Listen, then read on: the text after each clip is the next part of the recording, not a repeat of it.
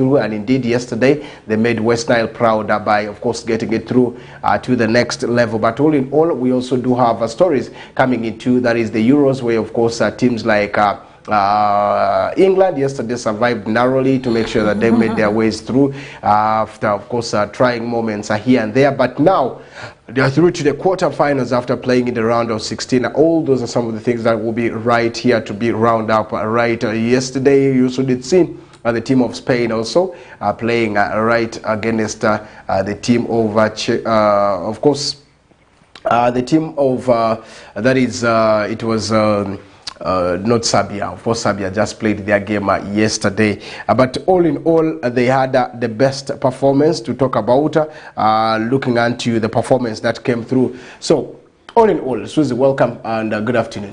Thank you so much. Happy New Month. Should we say Happy New Month? Happy July. It is a new month, a new week, a new day, I should say, a Monday edition of Whistle Time. We're already in the house to, of course, give you everything within sports.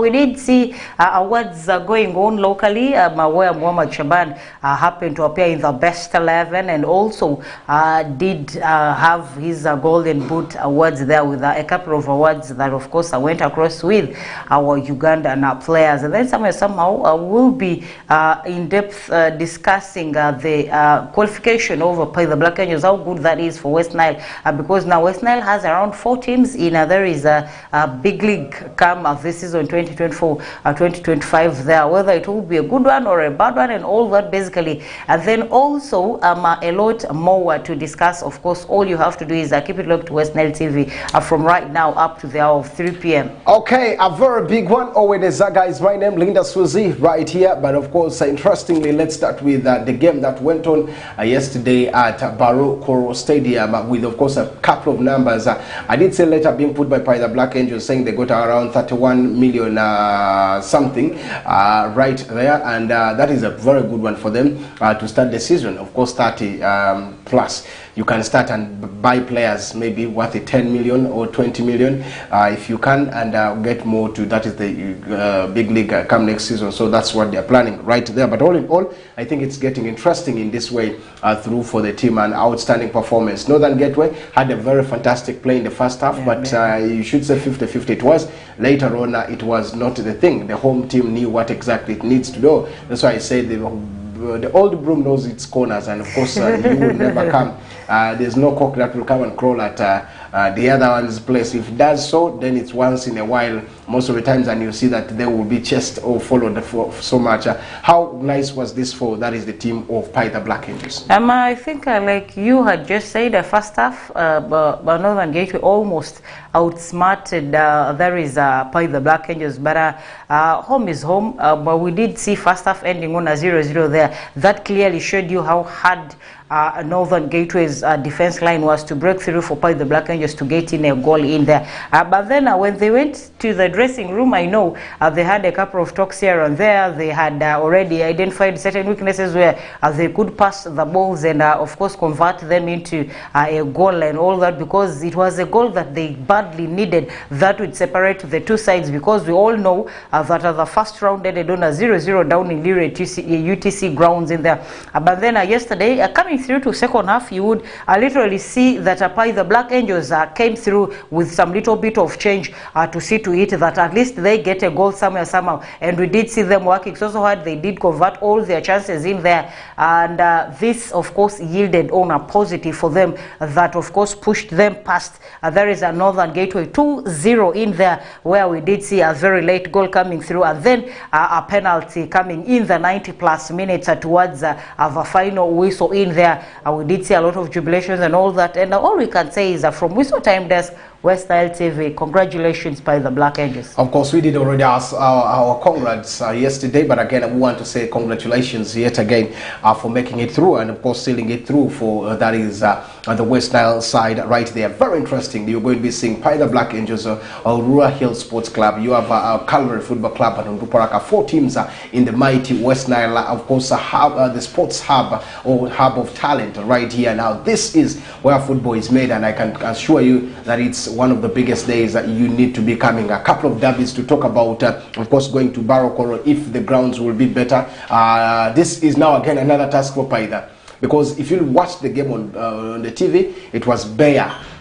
Now, this is going to be another time to talk about, because FUFA will need to look into what exactly comes. Barrow Koro Stadium is going to, per now, I can say it's low standard to host big league, depending on the current statement. That means what I can say is Paida needs to start greening right about now. Greening, put in manure, put in fertility over, that is the different fertilizers, to make sure that you grow grass on those bare surfaces. Barrow Koro has a challenge always of waterloggedness. What are they going to do? Because this football go even past those months of rain season. Yeah. How is it going to be? Those are some of the things. Now, for me, it's a plus that the team has qualified. But again, I want to say that they now need to look into how we are going to be pushing this. Now, this 30 million could help. That 1+ million could help in renovating or reworking on that is the surface, Barrow Koro Stadium, and then of course a lot more that will be coming right through. Of course, at Greenlight Stadium, we did see at first a lot of things that were there, but they had to plant in. As I talk right now, there's even maintenance going at Greenlight Stadium. Why? Because they want to keep the surface ready. You know, it's very minimal that today opens the official day of transfers. So the windows are open. You can now put players in the system according to the FUFA and FIFA at large, knowing that this is now the right time for you to open. So international transfer is now even on. You can do anything. But Paida, after getting of course 2-0 against that is the team of Northern Gateway, now Paida of course joins Ntunga Sazi FC, and then of course who also went through playoffs, beating 3-2 on that is aggregates. Proline also being ejected, but Mida FC who also edged Busia by of course 2-1. And then, of course, making sure they go. And then Buhimba United FC also overcame Ntonda right there. Now, these are the teams that have qualified. Kataka Football Club, you have Mida Football Club. Now, you have Onduparaka, you have Boma FC, you have Arua Hill Sports Club, you have Busoga United, Gaddafi Football Club, Chigezi Homeboys, Ntunga Sazi, and then you have, of course, Buhimba United, you have Paida Black Angels, and not forgetting Chiina Boys are still in the game, Karo Karunji in the game, Calvary Football Club in the game, and Blacks Power that will be right there. Next season is tough.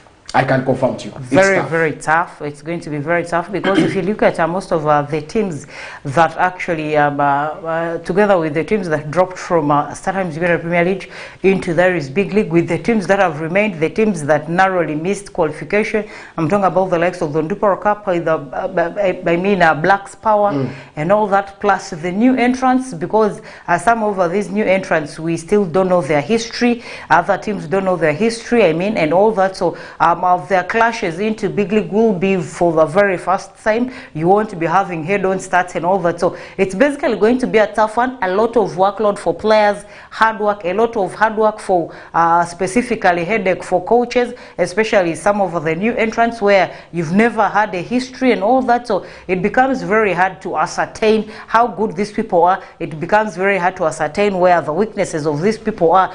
So basically it's really going to be a tough one. And I think this time around, the table standings of the top 5 is going to be very tight, like how it was for the recently concluded season, where of course every other person will be wanting to climb the ladder to get an automatic promotion into the biggest of football.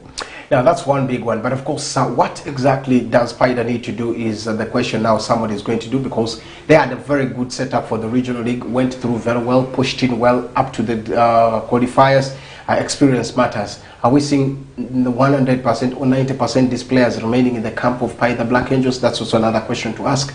And then if yes, I think that's a plus. But again, you need experience over players who can play in the big league, because that's also going to be another advantage to talk about. So we will be, of course, making sure that we host one of the representatives from Paida to see and tell us what exactly their plans are going to be for the FUFA Big League. Remember, they are starting soon, just like 2 to 3 months to come. The games will be kicking, because tentatively it's said to be starting in September, and that is one big one. So you have July, August, September, which is coming, of course. 2 months. Actually 1 month, because we're already in July. We should keep now it off. We only have August. August, because September is when it starts. So basically a lot of preparations need to go underway for the Black Angels, specifically in the areas that you have identified.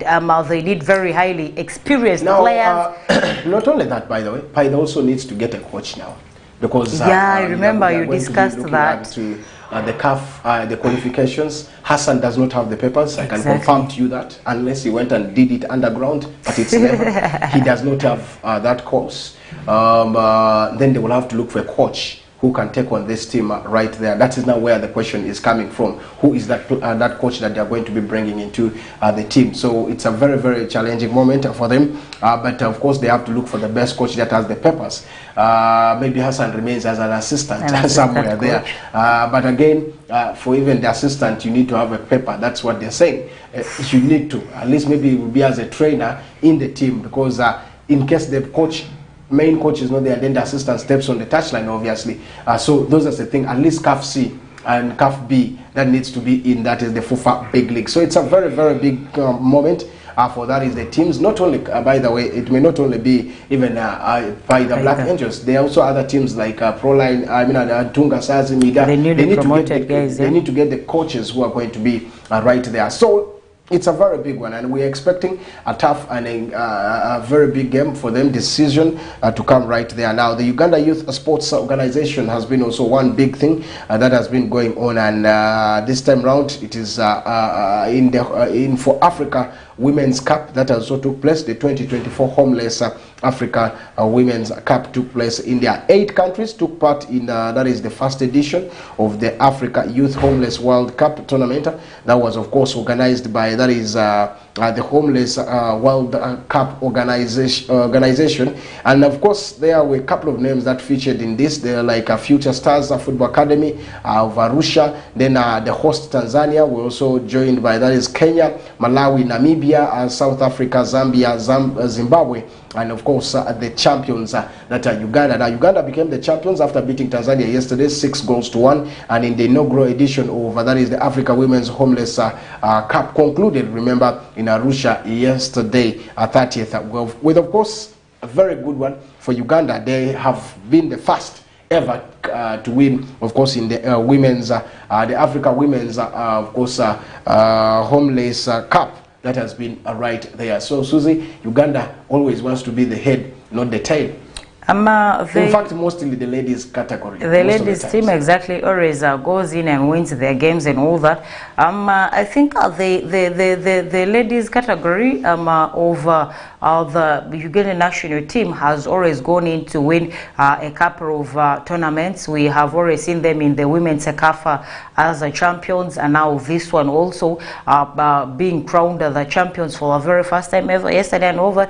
But that time reaches somewhere where I think some little bit of pride creeps in, and then you find the ladies team failing to, of course, maintain their championship and all that. Somehow give them 2 seasons after that, they will start losing out the champion bit of it to the rest of the teams, of course, that would have come up, teams that would really come through prepared for the champions and all that. But basically for yesterday's win, we would like to say congratulations. We would like to appreciate them basically for keeping the Ugandan flags very, very high, and we're quite very sure that in the near future, whichever challenges come across for specifically the ladies team, you can always trust them, and you know they will go in there to win in their fixtures. Now, of course, a very big one. That's congratulations to you. That is the team of the ladies side. But of course, in other sports disciplines, let's talk about rugby, where also Uganda have clinched the cup in what is called the first round of the 2024 Rugby Africa Men's Tournament in there. I did say, remember we said they took like around only 12 players that went to play in there, and of course they beat Madagascar 31-12 in that is the cup final played at that is Lobadonis Sports Club in Mauritania, and a very good one for that is Uganda after winning this. It's quite a very good one for them, and I think that, of course, now propels them to get ready for the next coming. There is the second leg of these very games that will, of course, take place in Mauritius in the Total Energies in there. It's quite going to be a very good one for them because winning this, of course, gives them a very clear energy to take on the next that is going to come. Because if you look at the next there is coming, under the pool where Uganda has been pitted in, it's quite a very tough one for them.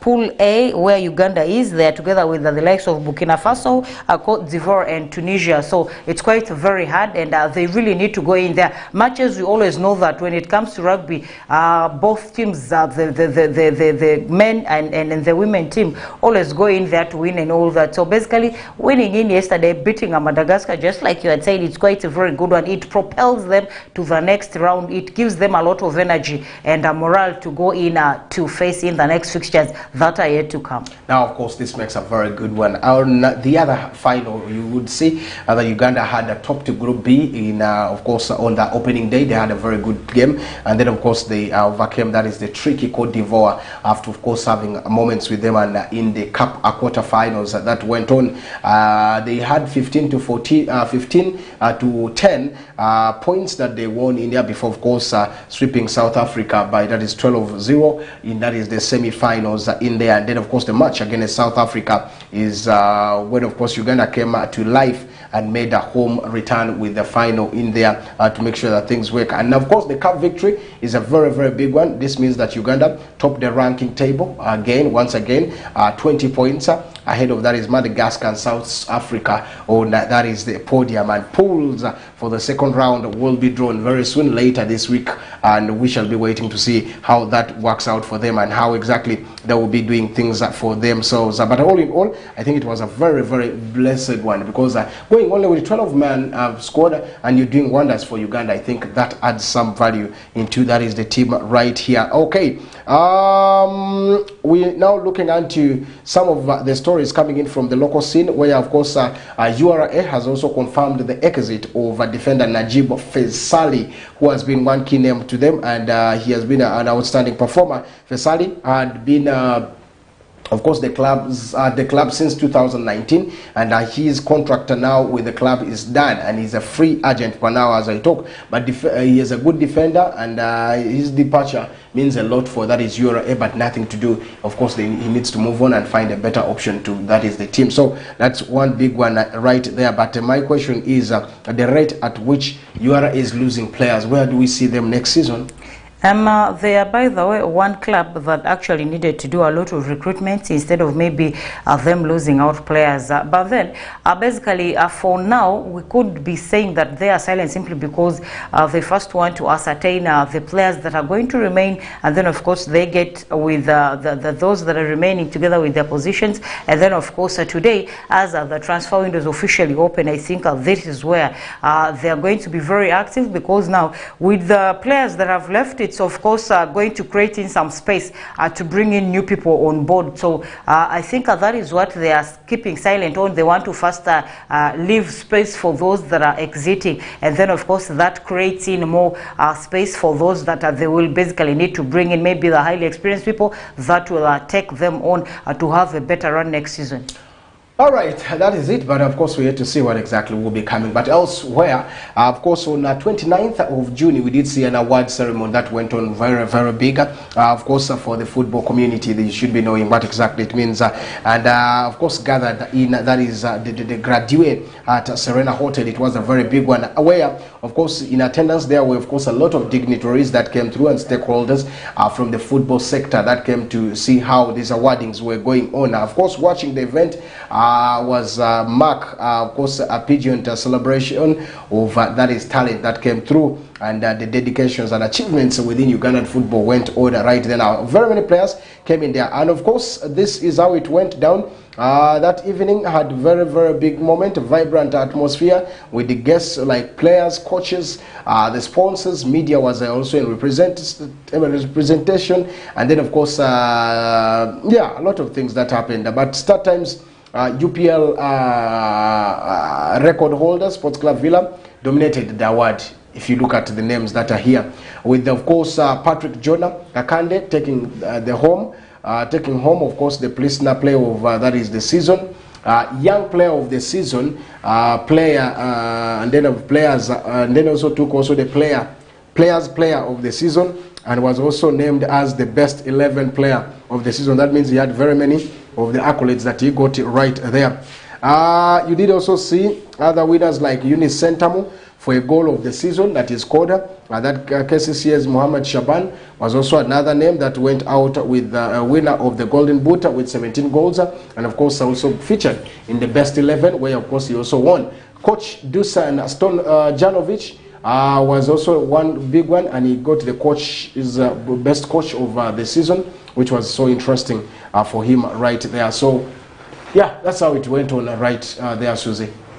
Quite a very good one to, of course, reward in someone's good work and handwork in there. But basically, if you look at some of the awards, it definitely cuts across most of the teams that did take part in last season is UPL there with 26 awards that, of course, they did give out to 15 participants or recipients in there. So basically, to me, this is quite a very good one. For those that actually didn't make it through but were amongst the nominees, this propels you to work at, meaning literally there is something that you didn't do right that you need to do right next season so that you can clinch on some of these awards. But basically for the fact that our own West Nile also was part of the awards, there is a Muhammad Shaban, it basically does us very proud, and we continue to, of course, give him all the support and all that. And those that received the awards, I will basically say that congratulations from West Nile TV. Okay, and when we leave that there, of course, still let's look at how the first 11 was like for this team,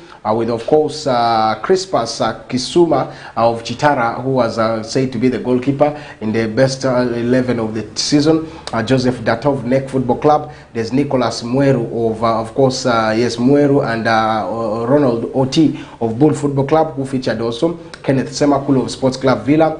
Joel Serunjoji of KCCA. Then there's Ronald Sechiganda of Sports Club Villa. Abraham, of course, Tusubira of Marunza Football Club. Not forgetting, of course, Dennis Omedi of Chitara Football Club. And then Mohamed Shaban of KCCA Football Club. And Patrick Jonathan Kakande of Sports Club Villa. All in there. Their coach of the season was said to be, of course, the man Dusan Stojanovic right there. So a very big one for him, as of course the evening unfolded with a loud applause and of course cheers that came through and filled the air, as of course winners to the center stage of acceptance. And that is the accolade that went through right there. Now when we leave that there, there also a lot of things, by the way, that keep propelling and knocking every time about how teams are getting in there.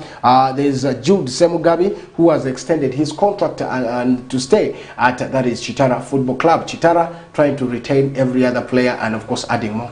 I think it's quite a very good one for them because basically if you look at some of the players that actually Chitara had in the squad that was for last season, I would say those were players that are, of course, are hard workers. These are players that know the gameplay of there is Uganda and all that. So basically that's why we did see Team Chitara finishing on that position that they did finish in. And then also rumors has it that as much as you have said that Chitara is fighting so hard to see that they retain in most of their players, we also know of a few names that they're trying to get in touch with.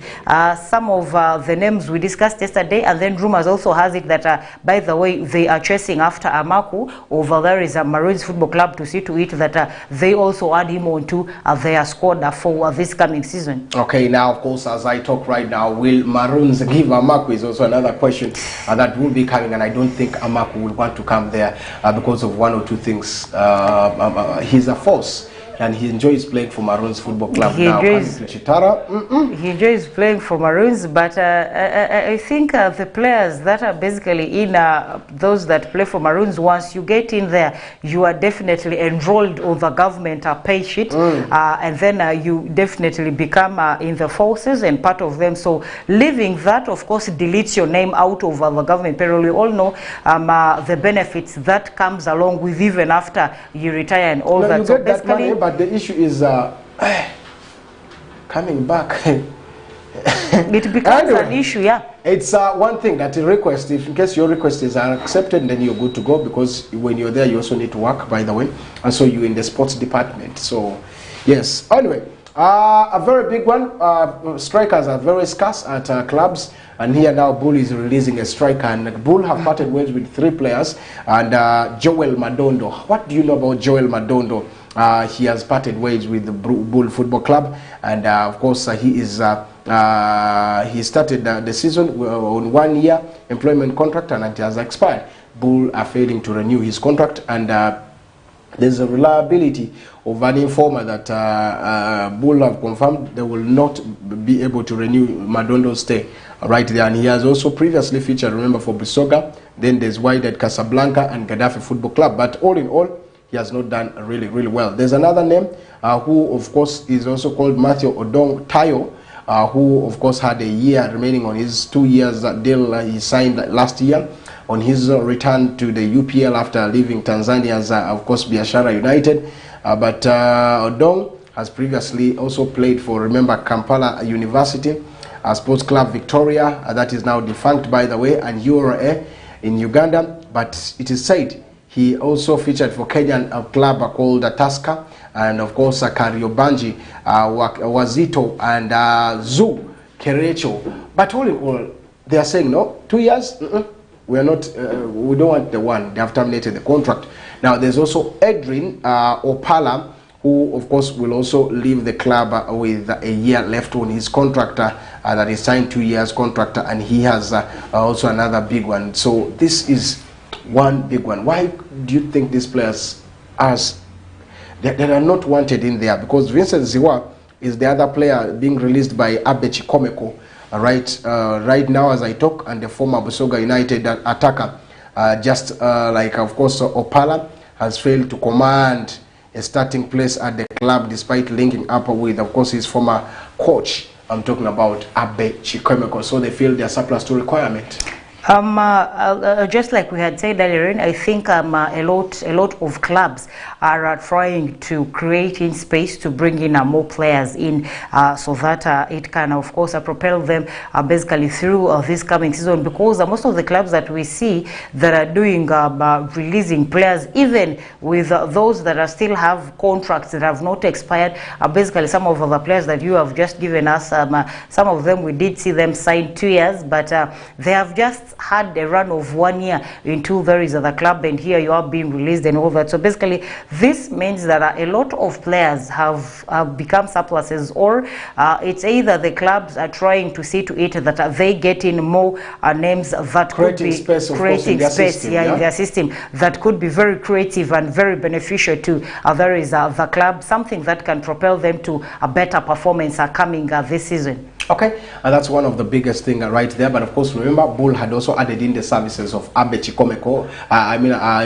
Ibrahim Chiria, who of course will serve as Chikomeko's assistant, and they have also signed in the defender I talked about, of URA that they released, is called, that he has left, Najiba Fesali and Dixon Matama from that is Ginger North United. They have also gotten him into the team. So those are some of the things are coming right about now from the side of Bull Football Club in Uganda. But also, if you look at other stories are coming right now, indicates of course how teams are doing. Now Maroons Football Club have signed Wakiso Giants goalkeeper. I'm talking about the man who the Wakiso Giants, and then DJ goalkeeper Derek Emukule. I know when last you heard about him, but Emukule is now the man who has joined the Maroons Football Club. Could he add something at the Luzira best side? It could be because basically right now I think it's the time where clubs and the different stakeholders are not now going for any other person.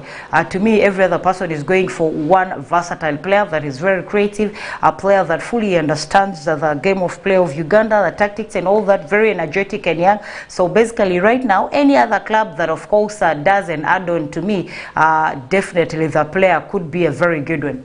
Yeah, a couple of names because are linked, just like you talked about Amaku Fred probably being linked with Chitara, and there's that possibility, according to an insider, possibility of him crossing to, that is the team of Chitara. Football Club, and also Ndihabwe David is also another name who was there and is being linked with also moved to Chitara Football Club. And then Sebwa Lunya is has been the goalkeeper there, and he's being said that he will be linking up at that is not NEC Football Club. Is being linked with the move. So and also there's Isaac Mpima Kajubi, who is also on his way to the champions. I'm talking about Sports Club Villa now Maroons, who are also looking into how to put. Remember, have a lot of moment in there. Their coach is currently undergoing. He has been in the CAF A course. I'm talking about Muhammad Semfuma, who of course tried level best. And Maroons finished 8th, if you remember very well. And that is one big thing that is happening right there. We're taking a break. When we come back, we shall be coming back with some of the international maybe stories. Maybe before we take the break, there are a couple of people, by the way, that are watching very closely. We have one person that is following us in Lira by the name of Henry Kizito. We'd like to say thank you so much. And then we have one guy just following us from Iwata here in the names of Osugu